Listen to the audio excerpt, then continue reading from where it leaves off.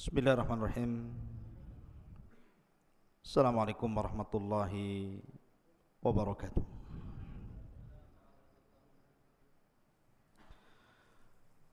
Alhamdulillah. Salatu wassalamu ala Rasulillah wa ala alihi wa sahbihi wa mawalah wa la hawla wa la quwata illa billahi wa ba'du. Qala Allahu azza wa jalla ya ayyuhalladzina amanu taqullaha haqqa tuqatih wa la tamutunna illa wa antum muslimun. Wa qala sallallahu alaihi wasallam man salaka tariqan yaltamisu fihi ilma sahhalallahu bihi tariqan ilal jannah. Taib ma'asyiral muslimin yang dimuliakan Allah subhanahu wa ta'ala, para santri ikhwan yang dimuliakan Allah azza wa jalla, alhamdulillah malam ini kita bisa melanjutkan kembali kajian kita, masih membahas qasasul Quran, kisah-kisah di dalam Al-Quranul Karim. Dan kita akan membahas di malam hari ini tentang qissatu Ya'juj wa Ma'juj.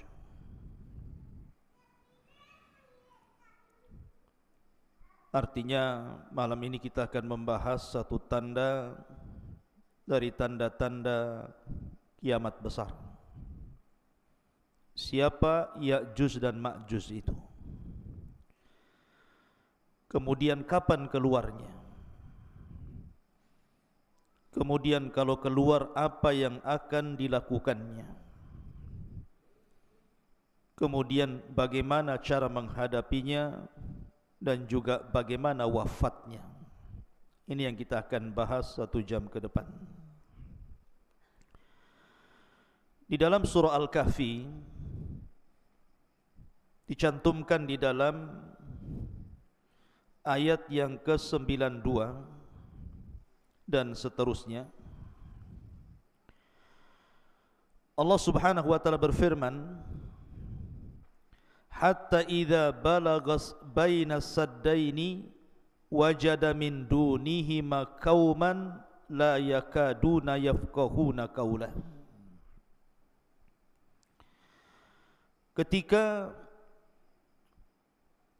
Dzulqarnain sampai di antara dua gunung, didapatinya di belakang kedua gunung itu ada sebuah kaum yang hampir-hampir Dzulqarnain tidak mampu memahami bahasa mereka.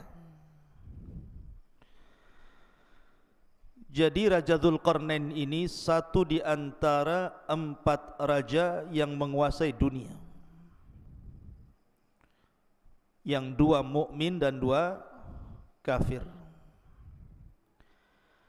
Adapun yang mukmin yang paling luas kekuasaannya siapa? Nabi Allah Sulaiman. Itu yang paling luas kekuasaannya. Karena kekuasaan Sulaiman bukan bagi bangsa manusia saja, bangsa jin pun dikuasai dia. Baru orang nomor 2 ya Dzulqarnain. Itulah raja yang mukmin, yang beriman kepada Allah, yang sebagian besar dunia dikuasainya. Baru setelah itu yang 2 kafir, Namrud dan Bukhtun Nasr. Lah Dzulqarnain ini menurut riwayat Abdullah ibn Abbas radhiyallahu anhuma keliling dunia sampai menghabiskan waktu 500 tahun lamanya. Sampai suatu ketika Dzulqarnain ini mengarah ke sebuah arah, maka dia kemudian sampai di antara 2 gunung. Lah di balik 2 gunung itu ada sebuah kaum. Masalahnya kaum itu tidak bisa diajak bicara. Kalaupun mereka bisa diajak bicara, Dzulqarnain tidak paham maksudnya. Karena Dzulqarnain baru sampai di tempat itu. Tetapi bagaimanapun Allah Subhanahu wa taala berikan kemampuan kepada Dzulqarnain itu, tsumma atba'a sababa. Jadi Dzulqarnain itu diberikan oleh Allah kemampuan untuk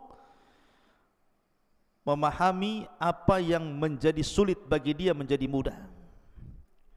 Akhirnya diriwayatkan Dzulqarnain mempersiapkan 10 penerjemah. Yang satu penerjemah ke penerjemah yang lainnya itu beda bahasa. Jadi kaum yang tidak bisa dipahami bahasanya ini kemudian bicara kepada penerjemah pertama dengan bahasa lain. Penerjemah pertama, kedua menggunakan bahasa lain lagi. Penerjemah kedua, ketiga menggunakan bahasa lain lagi. Sampai 10 bahasa untuk menerjemahkan keinginan kaum di balik 2 gunung itu. Setelah 10 bahasa, Dzulqarnain baru paham. Oh, maksudnya apa? Apa maksudnya keinginan mereka? Itu digambarkan dalam Al-Quran. Qalu, mereka mengatakan, ya Dzulqarnaini, inna Ya'juj wa Ma'juj mufsiduna fil ardi fahal naj'alu laka kharjan ala an taj'al bainana wa bainahum sadda. Mereka mengatakan, ya Dzulqarnain, sesungguhnya ada sebuah kaum namanya Ya'juj dan juga Ma'juj. Mereka adalah makhluk perusak di bumi. Maka bolehkah kami membayarmu, memberikan imbalan agar engkau membuatkan antara kami dan mereka sebuah benteng yang sangat besar, biar mereka tidak datang lagi kemari. Kemudian Dzulqarnain mengatakan, qala ma makkani fihi rabbi khairun fa'inuni bi quwwatin aj'al bainakum wa bainahum radmah. Maka Dzulqarnain berkata, apa yang telah Allah anugerahkan kepadaku jauh lebih baik dibandingkan imbalan kalian. Akan tetapi bantulah aku dengan kekuatan agar aku dapat membuatkan untuk kalian sebuah benteng yang bisa menghalangi kalian dengan mereka. Lihat bagaimana Dzulqarnain membuat benteng di sini.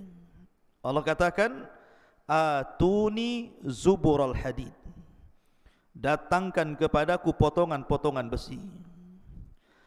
Hatta idza sawa bainas sadafaini, hingga ketika potongan-potongan besi itu telah terpasang sama rata dengan puncak gunung itu. Jadi besi itu ditancap-tancapkan seperti pagar begitu, sampai tingginya sama dengan gunung itu. Kemudian kata Dzulqarnain, qala khfuhu hatta idza ja'alahu naran qala atuni ufrig alaihi qatran famastata'u an yadharu wa mastata'u lahu nakbah. Maka Dzulqarnain berkata, tiupkanlah hingga ketika besi itu sudah menjadi merah karena terbakar api. Maka dia mengatakan, berilah aku agar kutuangkan ke atas besi itu tembaga yang sangat mendidih, maka mereka Ya'juj dan Ma'juj tidak dapat mendakinya dan tidak dapat pula melubanginya. Menunjukkan bahwa ini kekuatan yang Allah Subhanahu wa taala anugerahkan kepada Dzulqarnain. Dari sini terjadi perselisihan ulama. Apakah Dzulqarnain itu seorang nabi ataukah bukan? Bagi yang mengatakan bahwa Dzulqarnain seorang nabi, berarti mukjizatnya mampu membentuk sebuah benteng yang menghalangi antara Ya'juj dan Ma'juj dengan kaum yang tidak bisa dipahami bahasanya itu. Tetapi bagi yang mengatakan bahwa Dzulqarnain bukan nabi, itu hanya karamah saja. Allah anugerahkan kepada Dzulqarnain karena keajaiban dunia itu tidak lepas dari 3 perkara: mukjizat, karamah dan sihir. Mukjizat bagi para nabi, karamah bagi para wali, dan sihir bagi para dukun.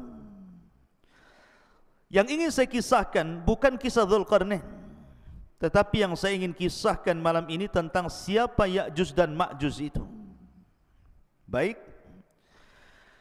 di dalam hadis Nabi SAW mengatakan, lan taquma sa'ah hatta yakuna qablaha asyra ayatin tulu'us syamsi min maghribiha wa khurujud dabbati wa khuruju ya'juj wa ma'juj. Dalam sebuah hadis yang dikeluarkan Abi Dawud, Nabi SAW bersabda, tidak mungkin tegak hari kiamat sampai kalian mendapati 10 tanda dari tanda-tanda besar hari kiamat. Dalam hadis ini disebutkan sebagiannya. Pertama, munculnya matahari dari arah barat. Yang kedua, munculnya binatang bumi yang bisa bicara. Dan yang ketiga, Ya'juj dan Ma'juj. Kapan keluarnya Ya'juj dan Ma'juj itu, ikhwan? Dan siapa Ya'juj dan Ma'juj itu? Ada yang mengatakan bahwa Ya'juj dan Ma'juj itu satu bapak dengan kita.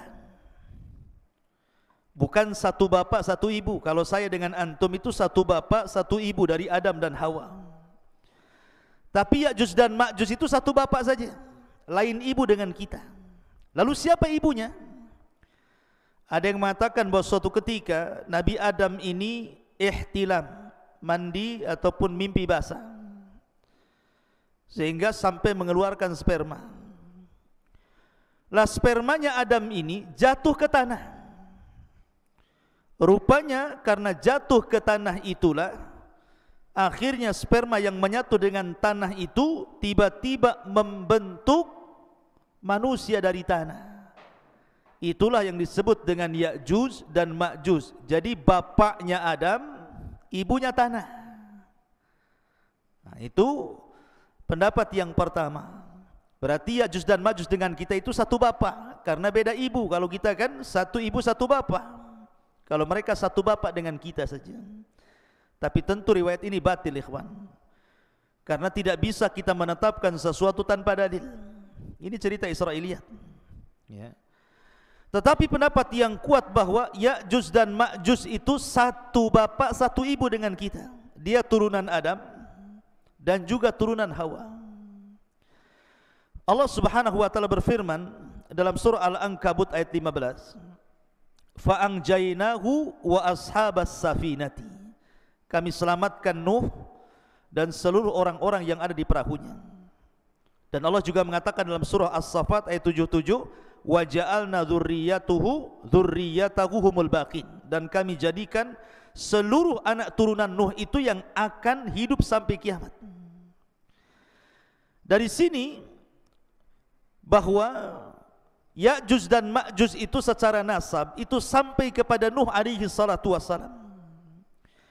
Disebutkan bahwa dalam sebuah hadis yang diriwayatkan dalam kitab Al-Musnad ataupun dalam kitab Sunan, jadi Nuh alaihi salatu wassalam itu kan memiliki beberapa putra.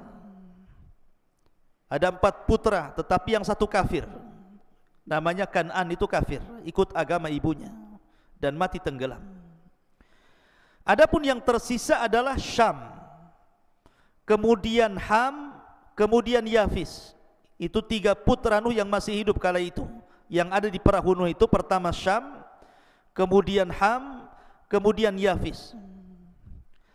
Adapun Syam itu disebut Abul Arab, bapaknya orang-orang Arab. Jadi seluruh orang Arab itu turunan Syam. Adapun Ham maka disebut Abu Sudan. Orang-orang Sudan, orang-orang berkulit hitam itu bapaknya siapa? Ham.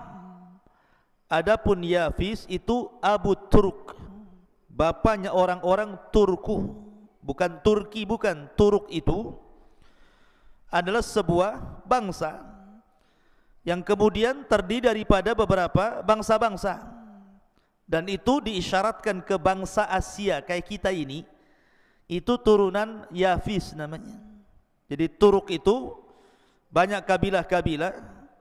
Lah salah satu kabilah Turuk itu adalah Ya'juj dan Ma'juj.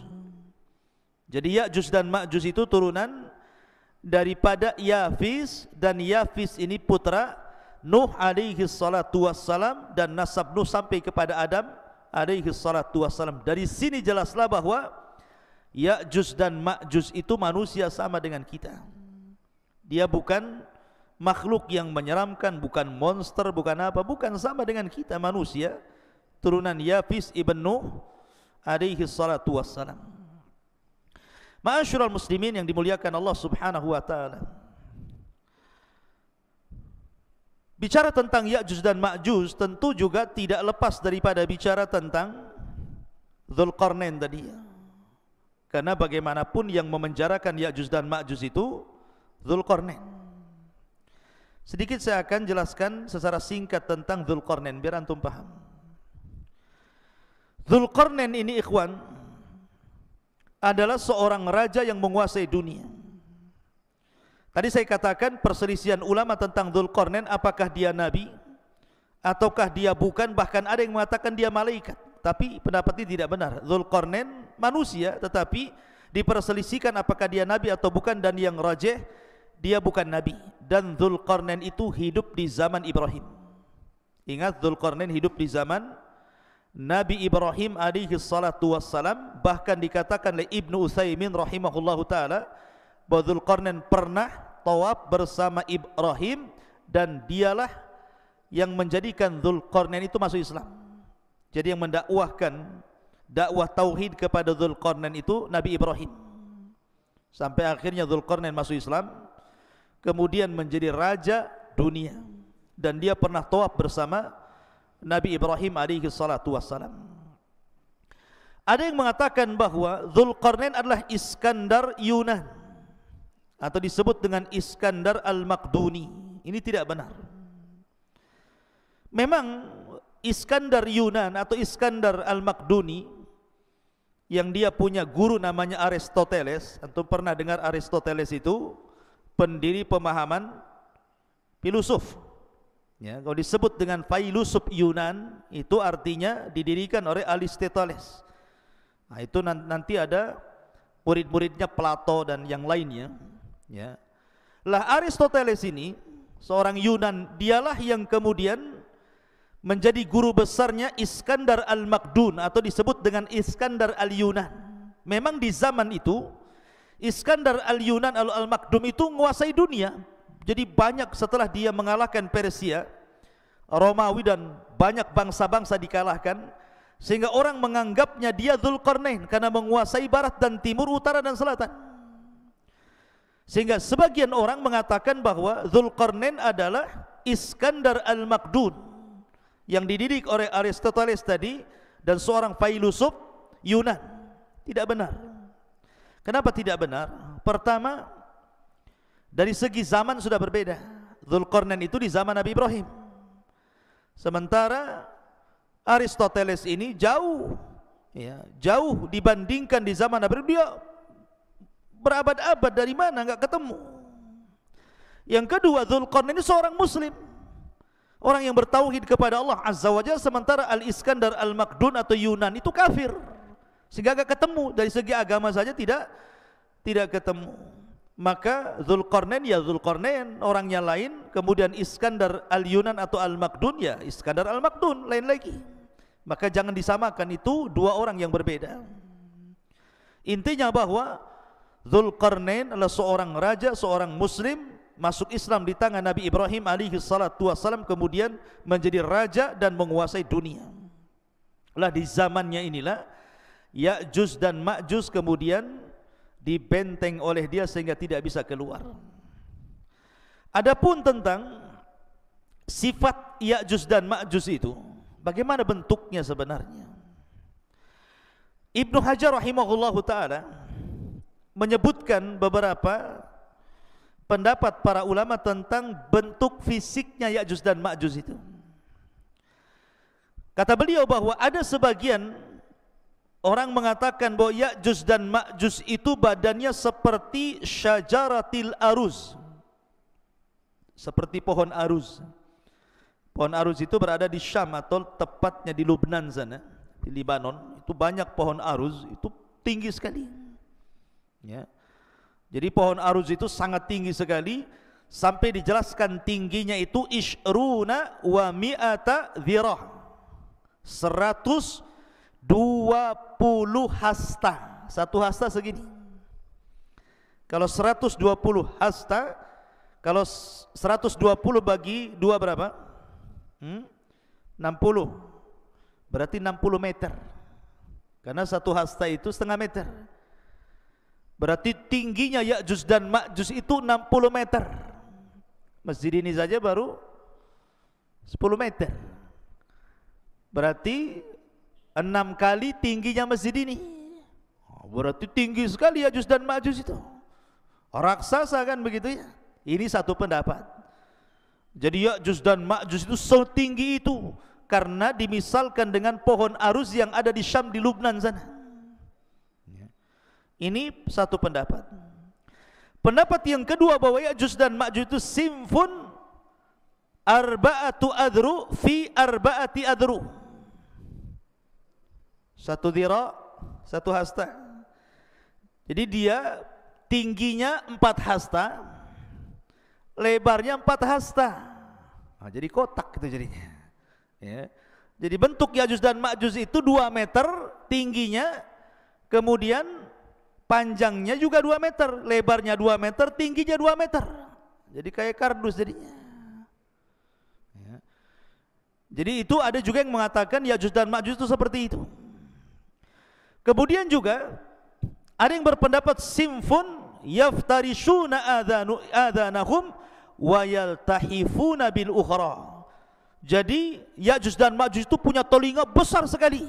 Telinganya besar sekali, panjang. Jadi satu telinga digunakan untuk selimut dia kalau dia tidur, maka satu telinganya lagi digunakan untuk membunuh, untuk menyerang. Nah, ini kayak apa ini? Telinganya besar sekali. Ya. Kemudian juga ada yang mengatakan bahwa Ya'juj dan Ma'juj itu tuluhum shibrun aw shibraini wa atwaluhum salasata ashbar. Paling tinggi 3 jengkal segini. Nah, seginilah, segini. Ada juga yang 2 jengkal, ada juga 1 jengkal segini. Tingginya itu. Berarti manusia kerdil. Tapi sekali lagi ini hanya pendapat.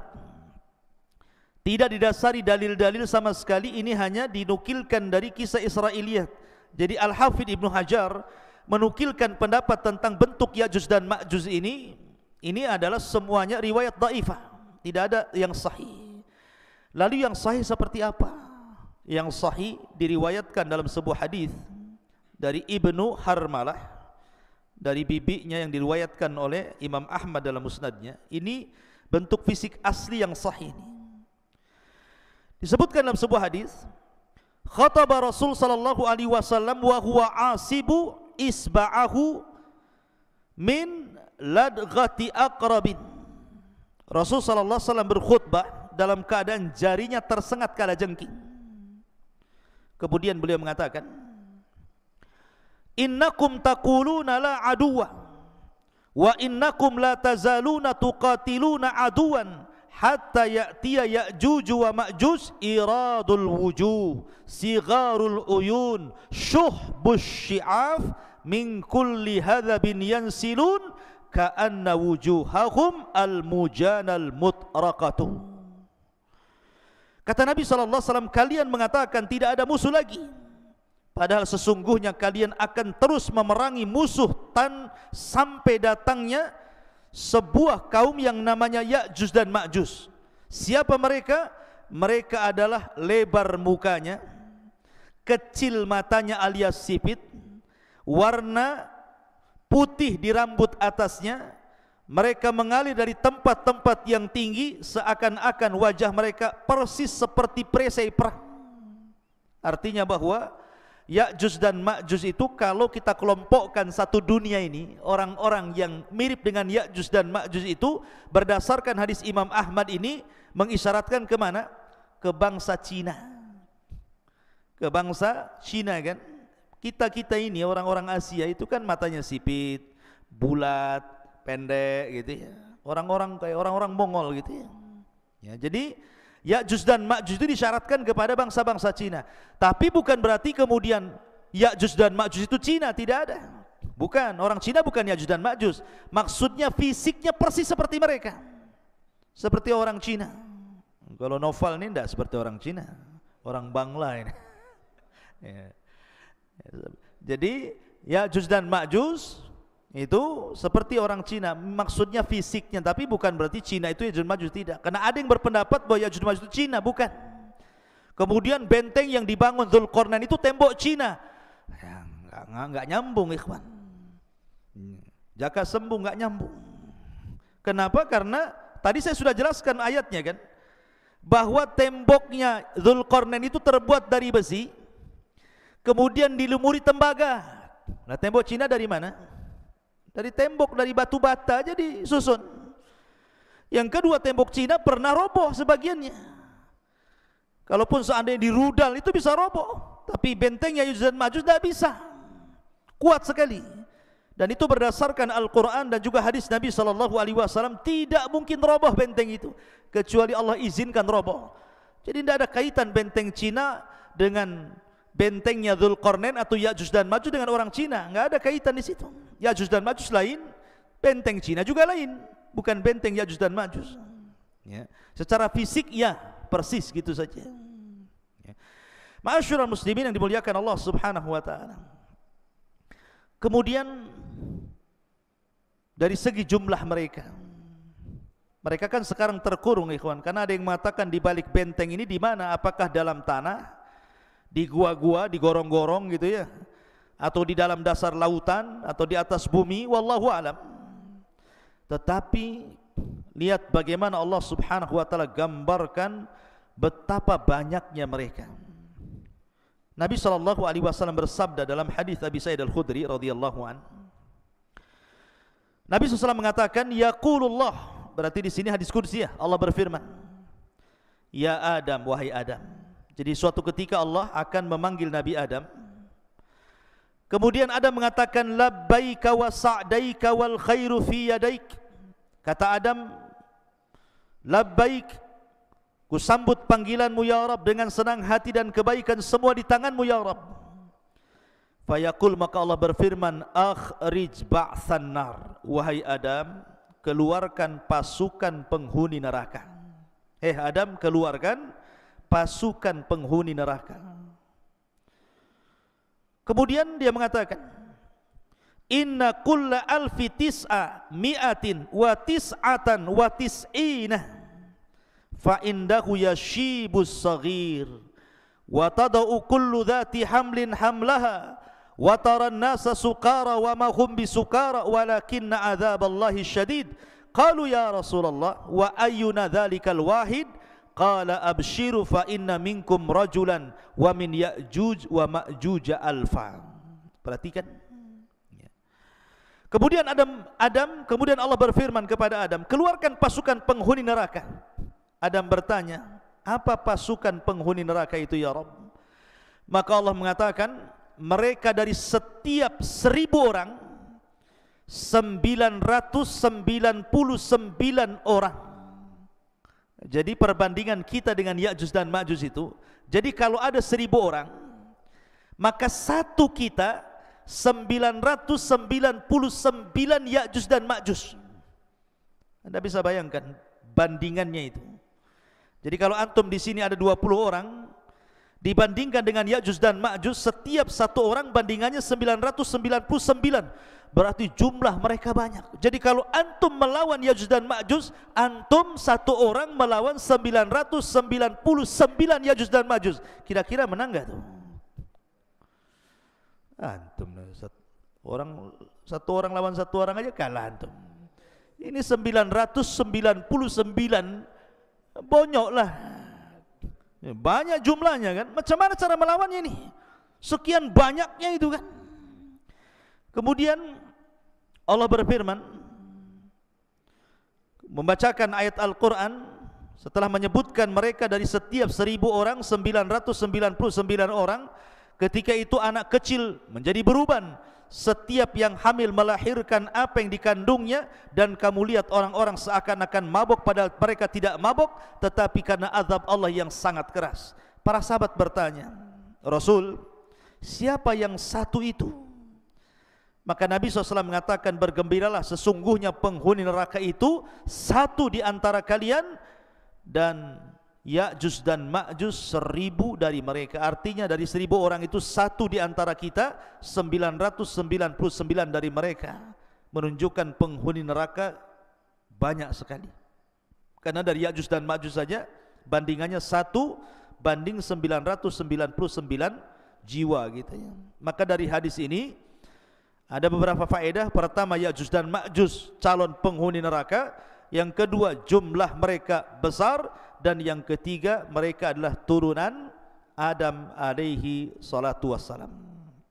Ada hadis, tetapi memang dilemahkan sebagian para ulama, yang mengatakan bahwa Ya'juj dan Ma'juj itu, jelaskan, Ya'juj ummatun wa Ma'juj ummatun, kullu ummatin arba'atu alafin ummah, la yamutur rajulu minhum hatta yang dura ila alfi dzakarin min sulbihi kulluhum qad hamala silah.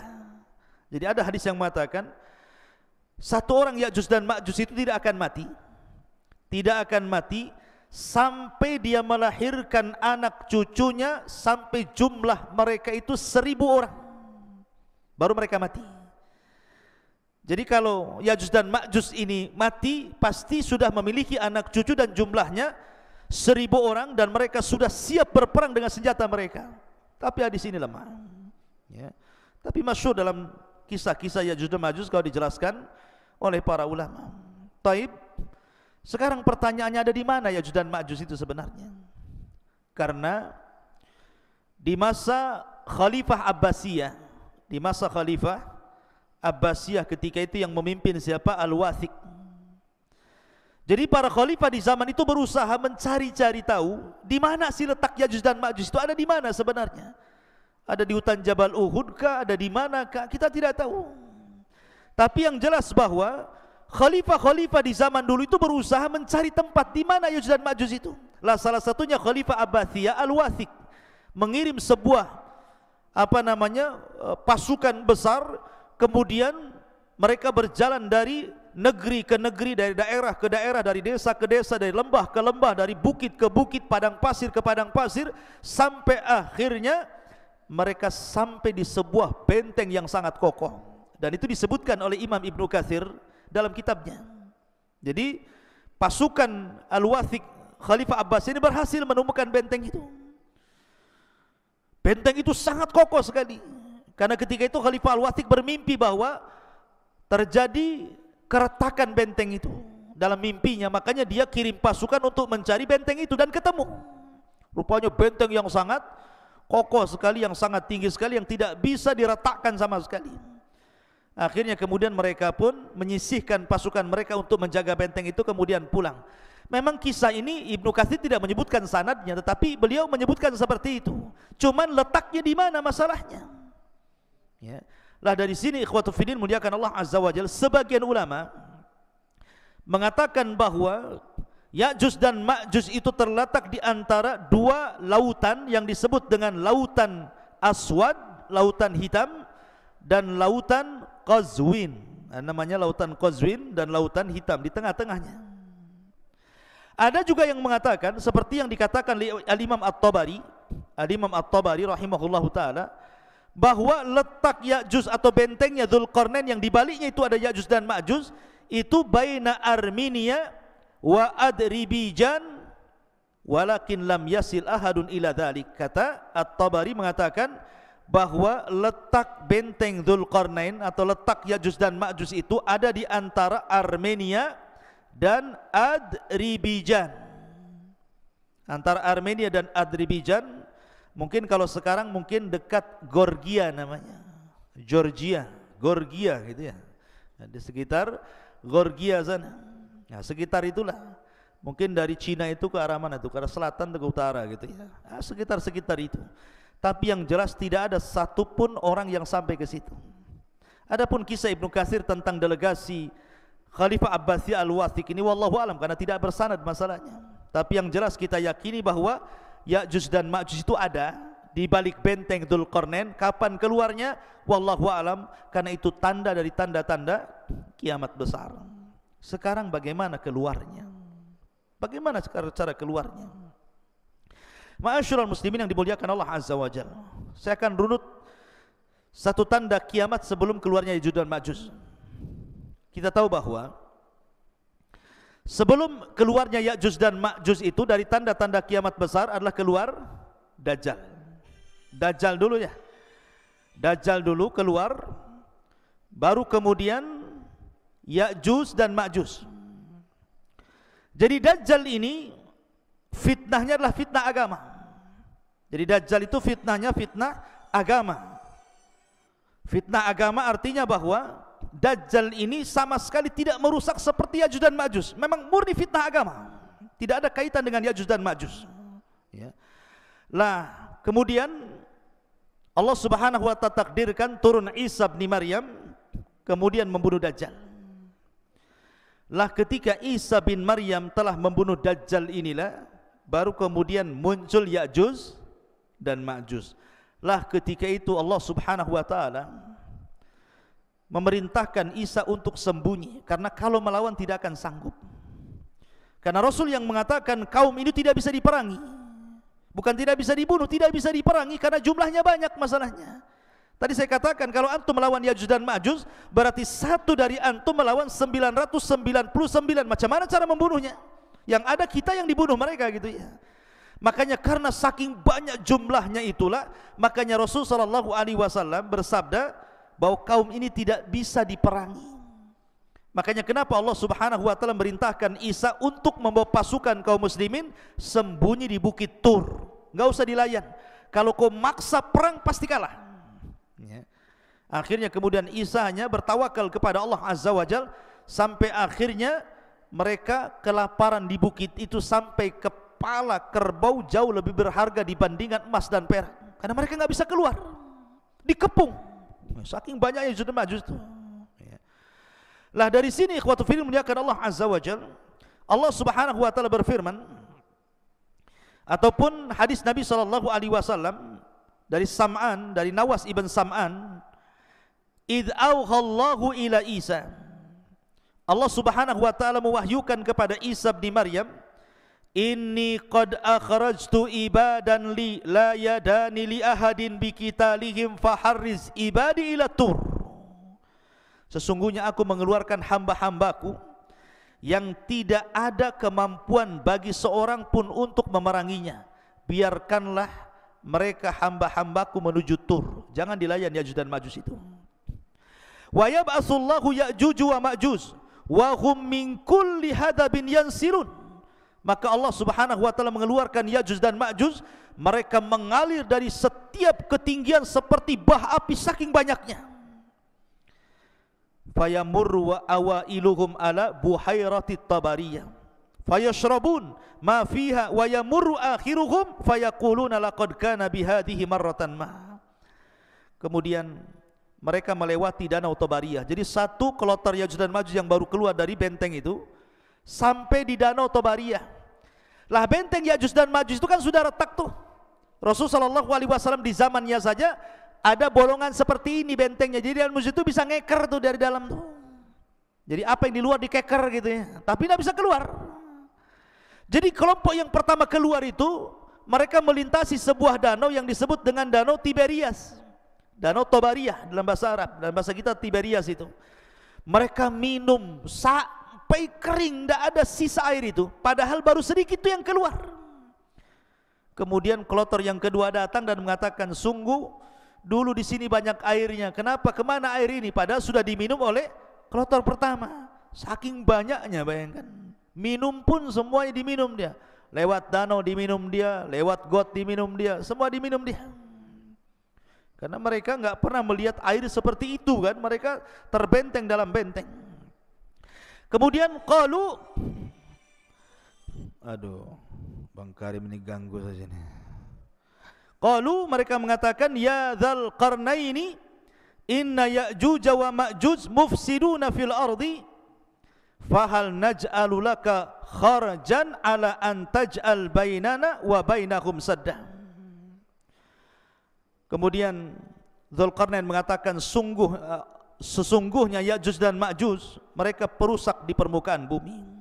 Jadi ikhwan, ketika Ya'juj dan Ma'juj keluar itu, Ya'juj dan Ma'juj itu fitnahnya berbeda dengan Dajjal. Kalau Dajjal itu kan fitnah agama. Kamu kalau ikut saya senangkan, tapi kalau tidak ikut saya bunuh kau. Bahasanya seperti itu.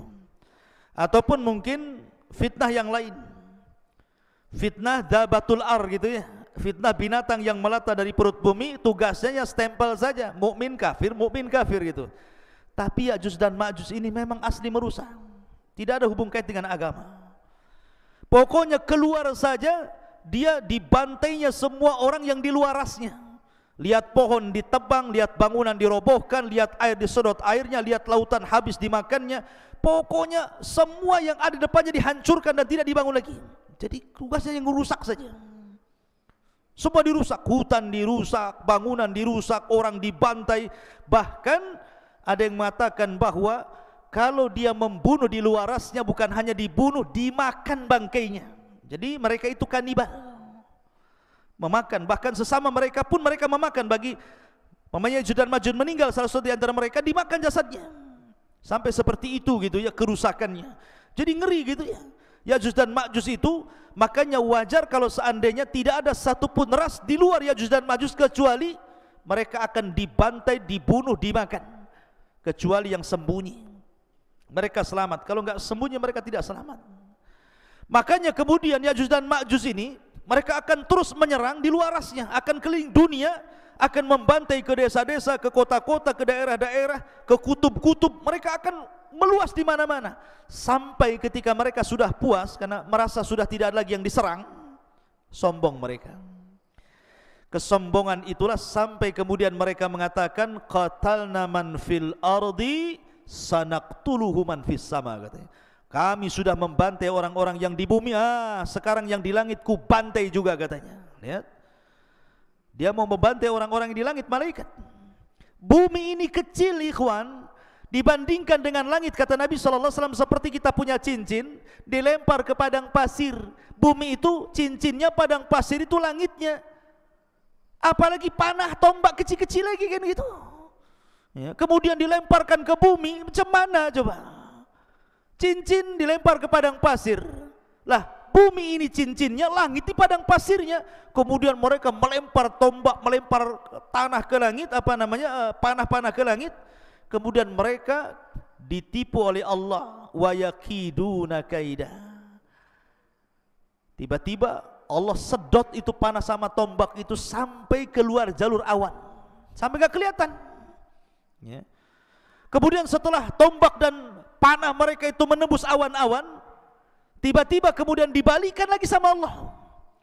Dan Allah Subhanahu wa ta'ala kemudian lumuri di ujung-ujungnya itu darah-darah, seolah-olah mereka sudah membunuh orang-orang yang ada di langit, padahal tidak ada satu makhluk yang terkena tembakan itu. Allah hendak menipu daya mereka sehingga mereka makin sombong. Sekarang mana lagi, di langit sudah kami bunuh, di bumi sudah kami bunuh, mana lagi katanya. Sombongnya mereka.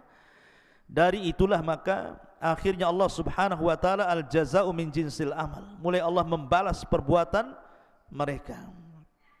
Ma'asyiral muslimin yang dimuliakan Allah Subhanahu wa ta'ala, lah Ya'juj dan Ma'juj ini sebenarnya mereka susah keluar sebenarnya. Setiap hari itu mereka sampai hari ini mereka hendak keluar, melobangi. Jadi kalau sudah lubang, kemudian matahari mulai terbit, maka matahari mulai terbenam, maka mereka kemudian pulang lagi. Begitu setiap hari ya. Ketika mereka datang lagi, rupanya lubang yang kemarin sudah tertutup lagi. Sampai akhirnya di akhir zaman, kata Nabi SAW, pimpinan mereka Ya'juj dan Ma'juj mengatakan kepada anak buahnya, ghadan nahfiru insyaallah. Besok, katanya Ya'juj dan Ma'juj, pemimpinnya mengatakan, kita akan gali lagi lubang ini insya Allah. Setelah diilhamkan pemimpinnya mengucapkan insya Allah, maka tiba-tiba lubang itu tidak kembali lagi, tetap lubang. Akhirnya digali sampai mereka bisa menembus di luar benteng. Dari situ Allah mengatakan min kulli hadabin yansilun, keluar semua dari lubang itu, kemudian membantai, membunuh di luarasnya. Ma'asyiral muslimin yang dimuliakan Allah Azza wa Jalla. Lalu bagaimana akhir perjalanan Ya'juj dan Ma'juj itu?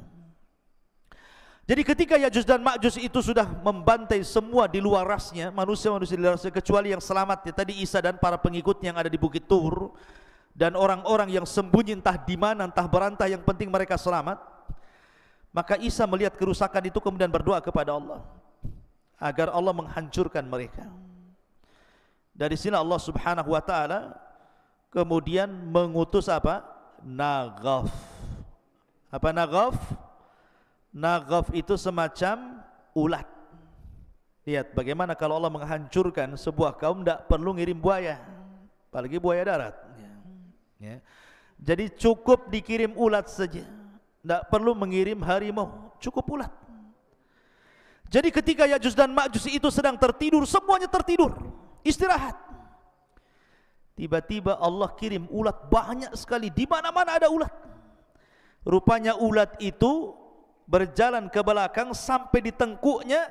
Tiba-tiba Allah Subhanahu wa taala jadikan ujung mulut ulat itu menembus tengkuk Ya'juj dan Ma'juj, masuk dari belakang, kemudian merusak isi badannya. Subhanallah, seperti listrik kalau antum cabut gardunya itu, apa yang terjadi? Bukan satu yang mati, satu batang mati. Kalau gardunya dicabut, satu batang mati. Artinya ketika satu Ya'juj dan Ma'juj mati, semua mati. Bukan ini dulu mati, besok ini, minggu depan ini, enggak ya. Jadi satu mati, mati semua. Subhanallah, coba bayangkan bagaimana Allah Subhanahu wa taala bisa mewafatkan Ya'juj dan Ma'juj dalam satu waktu. Tidak harus menunggu hari ini, besok, bulan, enggak. Satu mati semua. Subhanallah. Dan bangkainya Ya'juj dan Ma'juj setiap satu bengkal ada, satu jengkal ada, satu jengkal, karena jumlah mereka banyak. Sehingga Isa bin Maryam kebingungan ketika melihat jusas, bangkai-bangkai Ya'juj dan Ma'juj yang berserakan di sana sini. Maka kemudian Isa pun berdoa kembali untuk Allah membersihkan mereka. Dikirimlah burung-burung unta, burung-burung besar seperti unta. Kemudian diangkatlah jasadnya. Dalam riwayat Musnad Imam Ahmad, dilempar ke lautan entah berantah laut mana. Yang jelas bukan laut Batam sini, yang jelas laut mana. Sampai bersih bumi. Yang namanya bangkai dibuang tetap masih ada sisanya.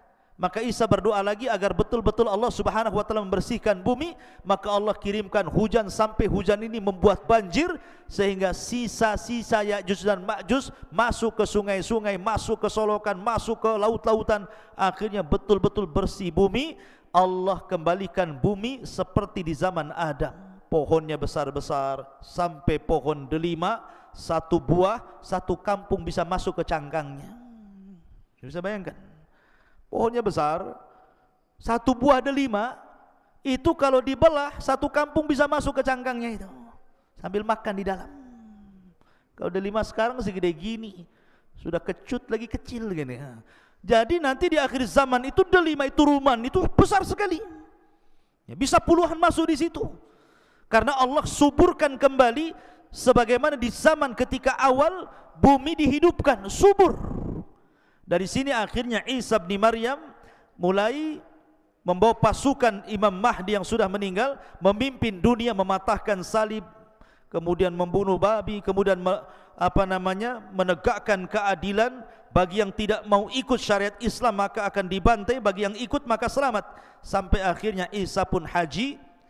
Setelah haji kemudian Isa bin Maryam meninggal dunia. Hanya 7 tahun setelah itu Isa bin Maryam meninggal dunia.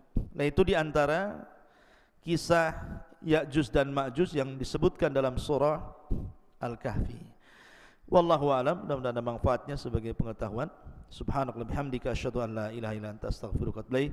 Allahu ta'ala. Assalamualaikum warahmatullahi wabarakatuh.